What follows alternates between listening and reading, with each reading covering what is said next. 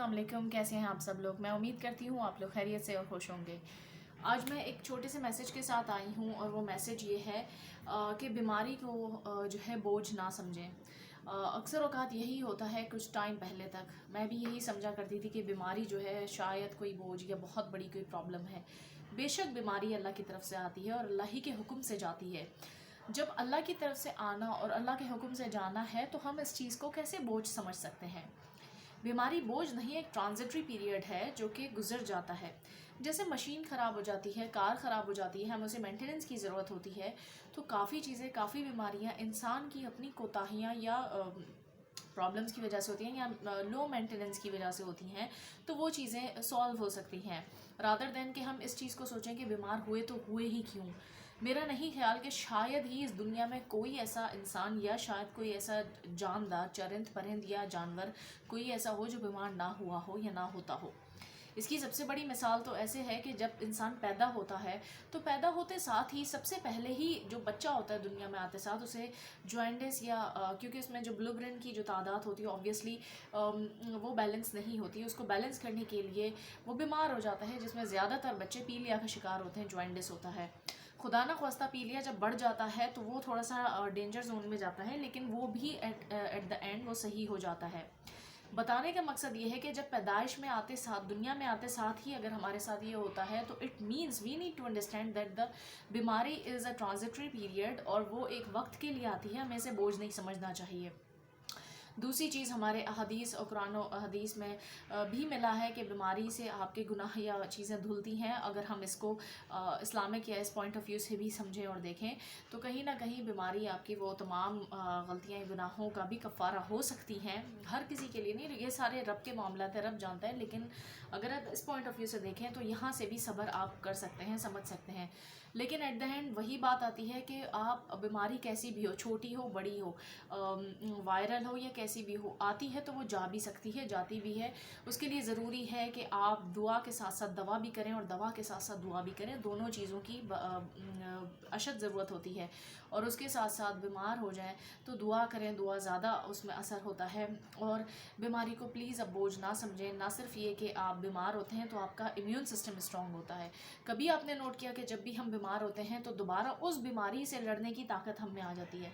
Let suppose जब आपको कभी जॉइंडिस नहीं हुआ था, आपको फर्स्ट टाइम वो आपको बहुत प्रॉब्लम हुई, बहुत कमज़ोरी हुई, लेकिन दोबारा खुदा ना ख्वास्ता हो भी गया माइनर अगर जॉइंडिस या दोबारा, तो आपको ऑलरेडी पता होगा कि हाँ ये इस तरीके से होता है और हम मुझे इसमें ऐसे ऐसे इस चीज़ को ऐसे टैकल करना है। यानी कि जब आपको कोई, आप किसी बीमारी या किसी प्रोसेस से गुजर जाते हैं तो वो चीज़ आपके लिए आपकी इम्यूनिटी को स्ट्रॉन्ग कर देता है। तो बीमारी को बोझ ना समझें बल्कि उसको ट्रांजिटरी पीरियड समझें और अल्लाह से दुआ करते रहें, अल्लाह पे भरोसा रखें। बीमारी अल्लाह के हुक्म से आती है, अल्लाह की ही मर्ज़ी से जाती है। अल्लाह से दुआ करते रहें और सब चीज़ें अच्छी हो जाती हैं। रिसेंटली, क्योंकि मैं ये बात इसलिए बता रही हूँ, मेरे घर में मेरे लगातार एक के बाद एक के दीगरे मेरे बच्चे बीमार हुए और बहुत छोटे थे।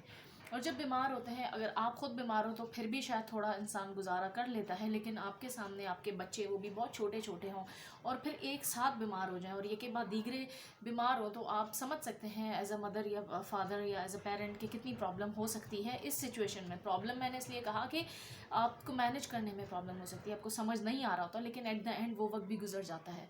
तो गुजरा कोई भी वक्त हो, अच्छा हो बुरा हो, कैसा भी वक्त हो, वक्त गुजर जाता है। वक्त को गुजारने का हुनर जिसको आ गया वो ज़िंदगी गुजारने का गुर सीख गया। ये अबू मेरे जो फादर हैं वो ये जुमला बहुत कहा करते थे। तो आई होप आपको इस बात से ये बात समझ आई होगी, थोड़ी सी एक मोटिवेशन तो नहीं कहना चाहिए, थोड़ी सी हिम्मत मिली होगी कि आपको ये बात समझ आ जाए कि जो बीमार हैं अल्लाह ताला उन सबको सेहत याब करे, शिफा दे, सबको बीमारियों से दूर रखे। लेकिन ये है कि अगर है तो उनमें एक हिम्मत और पैदा हो सकती है कि ये जो वक्ती है ये गुजर जाएगी। और अगर खुदा ना खास्ता कोई ऐसी बीमारी है जो आपके साथ ही है लाइफ में, तो आप ये भी तो सोच सकते हैं कि आप उसको सफ़र कर रहे हैं, तो इट मीन्स आपकी इम्यूनिटी इतनी स्ट्रॉन्ग है कि आप उसको सफ़र कर रहे हैं। बहरहाल अपनी ज़िंदगी का, अपनी सेहत का ख्याल रखें, अपनी खुराक का ख्याल रखें और कोशिश करें कि खुश रहें, अपने लिए स्टेप्स उठाएं, वो काम करें जिससे आपको खुशी मिलती हो, तो ये बीमारी वगैरह भी एज सच आप पे हावी नहीं होती। तो बस मेरी दुआ है कि अल्लाह ताला सबको अपने ज़ुबान में रखे, क्योंकि ये जो दौर है बहुत ज़्यादा बीमारी वाला, स्पेसिफ़िकली ये जो सर्द मौसम है, तो मौसम सर्मा में बहुत सारे लोग वैसे ही बीमार होते हैं। उसके साथ साथ कोरोना का जो एक वबा है वो भी अपनी जगह है, अल्लाह माफ़ करे।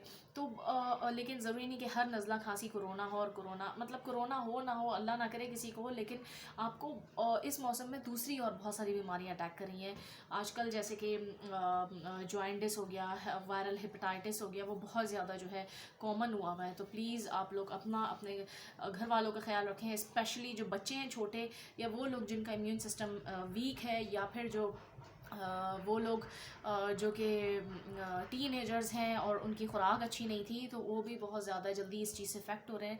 क्योंकि मैंने ही अपने इर्द गिर्द में बहुत सारे लोगों को देखा है जो इस चीज़ से इफ़ेक्ट हो रहे हैं। तो मैंने सोचा अवेयरनेस पर्पज़ के लिए ये मैसेज, और ये मैसेज ऑफ अवेयरनेस की ये वीडियो ज़रूर मैं बनाऊँ और शेयर करूँ, और आप लोग भी चाहें तो ज़्यादा से ज़्यादा इसे शेयर कर सकते हैं ताकि अवेयरनेस हो। और प्लीज़ आप लोग अपनी खुराक में जो है अपने ड्राई फ्रूट्स का, पानी की इंटेक ज़्यादा करें, ड्राई फ्रूट्स का ज़्यादा इस्तेमाल करें। पानी हम सर्द वैसे ही कम पीते हैं और सर्दी में और कम हो जाता है, तो उससे डिहाइड्रेशन हो जाती है, और डिहाइड्रेशन बहुत ज़्यादा ख़तरनाक है। यानी कि डिहाइड्रेशन से वैसे ही इतनी बीमारियां पैदा हो सकती हैं, लेकिन आप को जब अल्लाह ना करे जॉइंटिस या ये तमाम चीज़ें हो जाए, तो उसमें आपको ज़्यादा पानी पीना होता है, और आप अगर आपको डिहाइड्रेशन है तो आप सोचें आपकी वीकनेस का क्या लेवल होगा। तो फिर उस लेवल पे हम जाएँ कि हमें ड्रिप्स लग रही हैं और ये चीज़ें, तो बेहतर ये है कि एज अ पेरेंट आप अपने बच्चों को थोड़ी थोड़ी देर में, बेशक एक एक घूंट पिए, थोड़ी थोड़ी देर में पानी दें, ज़बरदस्ती पिलाएं, एक एक घूंट ही पिलाएं, ताकि वो पानी पीते रहें, ख़ुद भी पीते रहें। हालांकि मैं वो इंसान हूँ जो पानी कम पीती थी, लेकिन आज पहले ख़ुद, अब मैं पानी पीने लगी हूँ और अपने बच्चों को भी देती हूँ, इसलिए ये मैसेज आप लोगों के साथ शेयर कर रही हूँ। मैं हर वो बात शेयर करती हूँ जो मैं खुद कर रही होती हूँ, और उसके बाद आप लोग को शेयर करती हूँ। तो आई होप कि मेरी अवेयरनेस ये वीडियो जो है आपको अवेयरनेस वाली ही लगी होगी। तो उम्मीद है कि आप लोग उससे कुछ इस्तिफ़ादा हासिल करेंगे, और इंशाल्लाह मिलती हूँ अपनी नेक्स्ट वीडियो में। तब तक के लिए अपने इर्द गिर्द के लोगों का ख्याल रखें, मुझे, मेरे बच्चों, मेरे घर वालों को दुआ में याद रखिएगा। अल्लाह हाफ़िज़।